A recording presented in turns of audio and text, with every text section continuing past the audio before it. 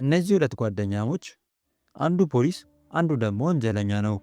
ሁለቱም ግን አንዱን የአንዱን ማንነት አያውቅም። ፖሊሱ ግን የሌባውን ማንነት ያወቀለት ከባድ ነገር ይፈጠራል። እንኳን ወደ ያቢ ሲኒማ በሰላም መጣችሁ። ዛሬ ይዤላችሁ የመጣው ፊልም RRR ክፍል 2 ነው። ራጁም ባጁን እየቀጠቀጠው ሳለ እጁ ላይ ያደረገው የእጅ ጌጥ ይበጠሳል። ይህንም የተመለከተው ራጁ ሰውየውን መደብደቡን ያቆምና የእጅ ጌጡን ሄዶ ያነሳዋል። ይህ የእጅ ጌጥ ለራጁ ትልቅ ትርጉም አለው። ይህ የእጅ ጌጥ የፍቅረኛው የሲባ ማስታወሻ ነው። ከሲባ ጋር ለረጅም ጊዜ በሥራ ምክንያት አልተገናኙ ነበር። ማታ ላይም ዳቹ አንድ እባብ ያይና እባቡ ወደ እሱ እንዲመጣ ምልክት ማሳየት ይጀምራል። እባቡን የሚይዘውና ራጁ እስኪመጣ መጠበቅ ጀመረ። ራጁ ጠጋ ሲልም እባቡን ፊቱ ይወረውርበታል። እባቡም ራጁን ይነድፈዋል። በዛ ቅጽበትም የራጁ ሕይወት አደጋ ላይ ይወድቃል። ለእባብ መርዝ ምንም አይነት መድኃኒት የለውም። ራጁን ለመኖር አንድ ሰዓት ብቻ እንዳለው ሲረዳ ባጁን ይፈታውና ጓደኛውን ቸው ለማለት ይሄዳል። ቢምና ጓደኞቹ ቤተ መንግስቱን ለመውረር ሴራ እያሴሩ ነው። እቅድም ከወጡ በኋላ ወደ ቤተ መንግስት መሄድ ይጀምራሉ። ቢም ዞር ሲል ጓደኛው ራጁንም መሬት ሊወድቁ ያገኘዋል። ቪዲዮን ከመቀጠላችን በፊት ላይክ እና ሰብስክራይብ ማድረግ እንዳይረሱ። እቺ ለእናንተ ምንም ነች፣ እኔን ግን በጣም ያበረታታኛል። ይህንን ቪዲዮ እናንተ ጋር ለማድረስ ብዙ ተለፍቶበታል። ስለዚህ ላይክ እና ሰብስክራይብ በማድረግ እኔ ወንድማችሁን አበረታቱኝ። ቢምም ጓደኛው በእባብ እንደተነደፈ ሲመለከት መርዙን ከሰውነቱን ለማውጣት ይሞክር ጀመረ። ቢምም በሃይማኖታቸው የተቀደሰ ብር የሚያምኑበትን የአንገት ሐብል ያወልቅና ራጁ አንገት ላይ ያደርግለታል። ይህንም የተመለከተው ራጁ ቅድም ይዞት የነበረው ወንጀለኛ ተመሳሳይ የአንገት ሐብል አድርጎ እንደነበር ያስታውሳል። ይህን ሁሉ ጊዜ አጥብቆ ሲፈልጉ የነበረው ወንጀለኛ አፍንጫው ስር ቁጭ ብሎለት ነበር። አስፈላጊውን እርዳታ በሙሉ ካረጉለት በኋላ ቢም ራጁን ወደ ቤት ወስዶና እንዲያርፍ ይነግረዋል። ከመሄዱም በፊት ቢም እውነቱን አስረጥቶ ይነግረዋል። እዚህ ነገር ውስጥ የሚገባው ሕፃኗን ለማዳን እንደሆነ ይነግረዋል። ራጁ ሊያስቆመው ቢሞክርም ግን አቅም አንሶት ነበር። እያገገመም ሲመጣ ጓደኛው የሰራውን ነገር እያሰበ ንዴት እረፍት ይነሳው ጀመር። ቢምና ጓደኞቹም ቤተ መንግስቱን ይወሩታል። የተለያዩ እንስሳትንም ወደ ቤተ መንግስቱ ይለቋቸዋል። አስቡት፣ ነብርና ሚዳቋ አንድ ላይ ሲያብሩ። የእንስሳቶቹ በቦታው መኖር የቢልን ስራ ያቀለለታል። በብጥብጡ መሃል ሕፃኗን ለማምለጥ ትሞክራለች። ፖሊሱም ይዛታል። ሕፃኗም ስትጮህ ቢል ይሰማል። ጋርዱም ሕፃኗን ወደ ውስጥ ይወረውራትና በሩን ይቆልፈዋል። ይህንም የተመለከተው ባጁ ጋርዱን ደህና አድርጎ ይጠፈጥፈዋል። ቢምም ቁልፉን ያነሳና ወደ ቤተ መንግስቱ መሮጥ ይጀምራል። ነገር ግን የጓደኛውን ድምፅ ሲሰማ ደንግጦ ይቆማል። ልክ እንዳዞረም ጓደኛው በእሳት ጎማ ፊቱን ይለዋል። ቅድም ታሞ አልጋ ላይ የነበረው ሰውዬ ዛሬ ዩኒፎርሙን ለብሶ ጦር ሜዳ መጥቷል። እንዲህ አይነት ጀግና አይታችሁ ታውቃላችሁ? ራጁ ሊያስረው ሲሞክር ቢንም ምንም አላረኩም እኮ ሲል ይነግረዋል። ቢል ሊያሳምነው ቢሞክርም ራጁ ግን እሱን ለማሰር ቆርጦ ተነስቷል። ራጁም ቢምን ይመታዋል። ቢል ሲወድቅም ቁልፉ ከእጁ አመልጦ ጉድጓድ ውስጥ ይገባል። ይህንም የተመለከተው ቢም ሰይጣኑ ይነሳል። ሁለቱ ጎረምሶችም መፈሳፈስ ይጀምራሉ። በድብድቡ መሃልም ቢም አመልጦ ፎቁ ይወጣል። ወረታች ሲመለከትም ሕፃኗ በነጮቹ ተከባ ይመለከታል። ወደ እሷን ለመሄድም ሲሞክር ራጁ ያስቆመዋል። ራጁ ሊገለው ይችል ነበር፣ ነፍሱ በእጅ ላይ ነበረች። ቢሆንም ግን ላለመግደል ይወስናል። ይህንን ክፍተት በመጠቀም ቢል ዘል ያልቆና መሬት ሊያጋርሙ ይመተዋል። ራጁ በጣም ቢጎዳም ወደ ማሊ ዘሎ ሌድ የነበረውን ቢልን ራጁ ያስቆመዋል። ከቀናትም በኋላ ራጁ እስከ ዛሬ ሲመኝ የነበረውን እድገት ያገኛል። ማንም ያልደፈረውን ቢልን ራጁ ብቻ ነው ሊይዘው የቻለው። ራጁ እድገት ስላገኘም ካሁን በኋላ የጦር መሳሪያዎችን መጠቀም ይችላል። ልክ የጦር መሳሪያውን በእጁ እንደያዘም አባቱ በልጅነት ያስተማረው ትምህርት ትዝ ይለዋል። አባቱ ቬንካን ድሮ የብሪቲሾች ወታደር ነበር። ነገር ግን እነዚህ ነጫጭቦች የራሱን ወገኖች ደጋግሞ በጭካኔ እየገደሉበት ስለሆነ እነሱን ተቃውሞ ለህንድ አማጽያን ይዋጋ ጀምሯል። እነዚህ ፈረንጆች ለህንዶቹ ህይወት ምንም አይነት ደንታ አልነበራቸውም። ተመልከቱ እስቲ ምን እንደሚያደርጉ። ይህንም ቆሞ መመልከት ያልቻለው ይህ ሰው ወደ ሀገሩ ተመልሶ ወገኑን ውትድርና በማሰልጠን ለማገልገል ይወስናል። ችግሩ ግን እነዚህ ህንዶች ፈረንጆቹን ለመዋጋት በቂ ጥይትና ቀለሃ አልነበራቸውም።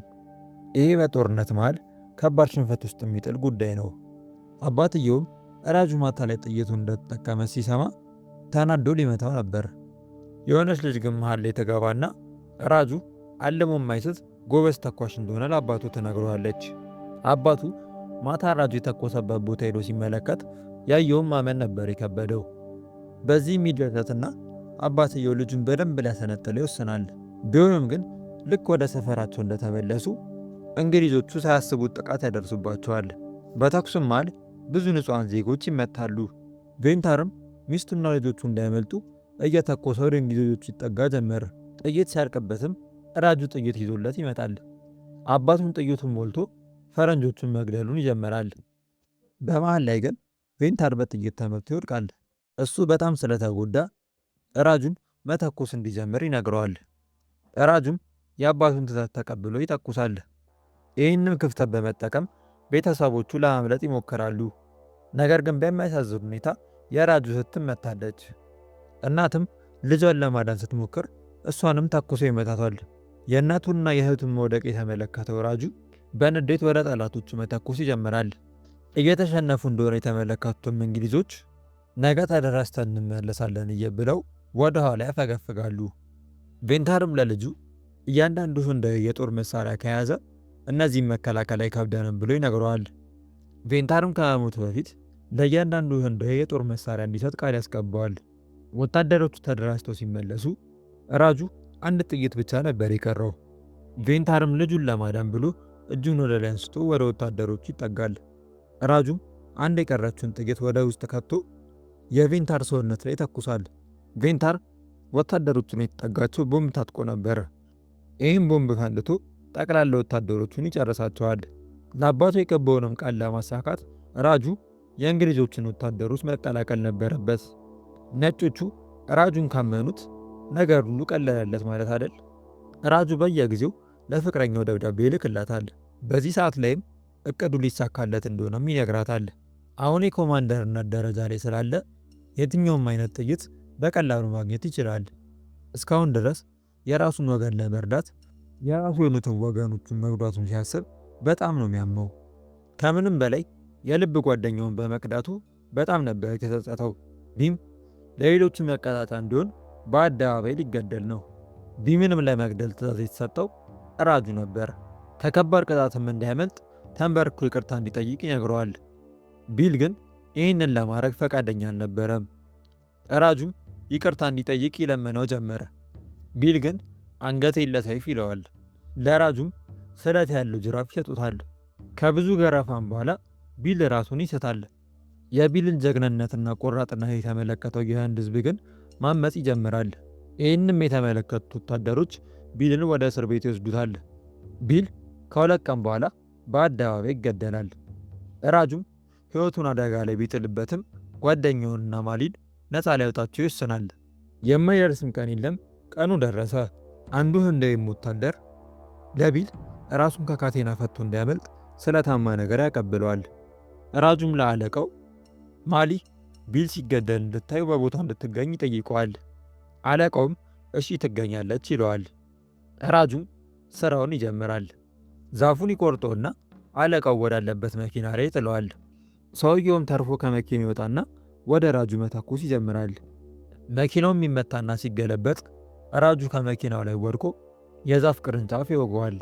ማሊም ተንከባላ ትወድቃለች። ከዛም እድሏን ተጠቅማ ታመልጣለች።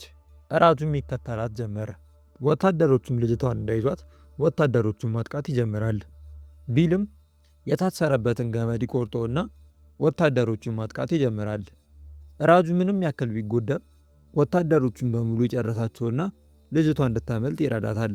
ሽጉጡንም አውጥቶ አንድ የቀረውን ወታደር ሊተኩስበት ሲል ቢል ከጀርባ ይመጣና ይመታዋል። ቢል የመሰለው ራጁ ማሊ ላይ ሊተኩስ ነበር። ራጁ መሬት ላይ ወድቆ ሳለ ቢል ከህፃኗ ጋር ይመልጣል። የቀሩት ወታደሮችም እንዳይከተሏቸው ራጁ ሁሉንም ይይዛቸዋል። ሁለቱ አምልጠዋል። ራጁ ግን ይታሰራል። ራጁ ቢጎዳም ግን እስር ቤት ውስጥ ስፖርት ከመስራት ምንም አላገደውም። ስኮትም ራጁን እንዲቀጠቅጡት ለወታደሮቹ ትዕዛዝ ይሰጣል። ማታ ላይ ወታደሮቹ በየቤቱ እየዞሩ አመፀኞቹን መፈለግ ይጀምራሉ። ቢምና ማል የተደበቁበትን ቤት ያገኙታል። ይህንም የተመለከተችው ሲዳ ወታደሮቹን ለማዘናጋት የሰፈሩ ሰው በሙሉ በቲቪ በሽታ እንደተጠቃ ትነግራቸዋለች። ይህንም የሰሙት ወታደሮች ጥለዋቸው ይሄዳሉ። እራት ሊበሉም ሳለ ቢል የሲዳን የአንገት ሐብል ሲመለከት ከራጁ አንገት ሐብል ጋር እንደሚመሳሰል ያስተውላል። የራጁ ፍቅረኛ እንደሆነች የሚጠረጥርና ለምን እዚህ እንደመጣች ይጠይቃታል። እሷም ፍቅረኛዋ እንግሊዞችን እንደከዳና በአደባባይ እንዲገደል ፍርድ እንደተፈረደበት ትነግረዋለች። እንደተገደለም ሬሳውን ሰብስባ ማምጣት እንዳለባት ትነግረዋለች። የራጁን ጠቅላላ ዓላማ የሰማው ቢል በድንጋጤ ፈዞ ይቀራል። ቢም ጓደኛውን ስለከደው በጣም እንደተጸጸተ ይነግራትና አይዞሽ እጮኛሽን ማንም አይገልብሽም ይዤልሽ እመጣለሁ ይላታል። የዛኑ ማታም ቢም ወደ እስር ቤቱ ተደብቆ ይገባል። እንዳገኘውም የታሰረበትን አጥር ይገነጠለውና ጓደኛውን እስኮኮ አርጎት መሮጥ ይጀምራል።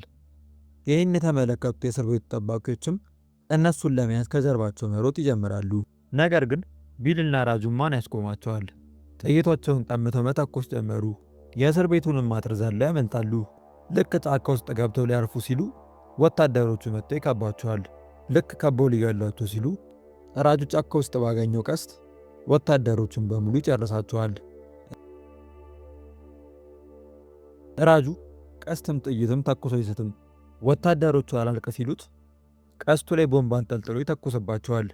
ራጁም እጅ ለእጅ የተደባደበ ሳለ በሽጉጥ ተመቶ ይወድቃል። ይህንም የተመለከተው ቢል ሞተር አንስቶ ሰውየው ላይ ይወረውርበታል። ወደ ሰውየውም ጠጋ ብሎ ሆዱን በጦር ወግቶ ይገለዋል። ወታደሮቹንም ከጨረሳቸው በኋላ ሁለቱም ወደ አለቃቸው ቤተ መንግስት ይሄዱና ሞተር በእሳት አጋይተው ቤተ መንግስቱ ላይ ይወረውሩበታል። እሳቱም ቦምብ የነበረበት ክፍል ውስጥ ይደርሳል። ከዛም ቤተ መንግስቱ በሙሉ ፈንድቶ ውስጡ የነበሩት ሰዎች በሙሉ ያልቃሉ። የሚስቱን ሬሳ የተመለከተው ስካት በንዴት ብቻውን ሊጋፈጣቸው ይጣል። ልክ ስካት ጥይቱን እያቀባበለ ሳለ ቢል ተኩሶ ሰውየውን ይጥለዋል። እንግሊዞቹ ለሁለት ሆነው ከጨረሷቸው በኋላ ሁለቱ ጎረምሶች ወደ ቤተሰቦቻቸው ይመለሳሉ። ራጁም ከረጅም ጊዜ በኋላ ከፍቅረኛው ይገናኛል። አንድ ላይም በመሆን ብዙ ጥይቶችን በመያዝ ወደ ሰፈራቸው ይመለሳሉ። ራጁም በመጨረሻ ለአባቱ የገባውን ቃል ፈጽሟል። ቢምም ለሕፃኗ ቤተሰብ የገባውን ቃል አሳክቷል። ማሊም ከቤተሰቦቿ ጋር ትገናኛለች። ስለዚህ ፊልም እንደምታስቡ ኮሜንት ላይ አስቀምጡልኝ። ፊልሙ ይህን ይመስል ነበር። ሌላ እንደዚህ አይነት ፊልሞችን ለመመልከት ላይክ፣ ሼር እና ሰብስክራይብ ማድረግ እንዳይረሱ። በቀጣይ ቪዲዮ እስከምንገናኝ ድረስ ደህና ሰንብቱ።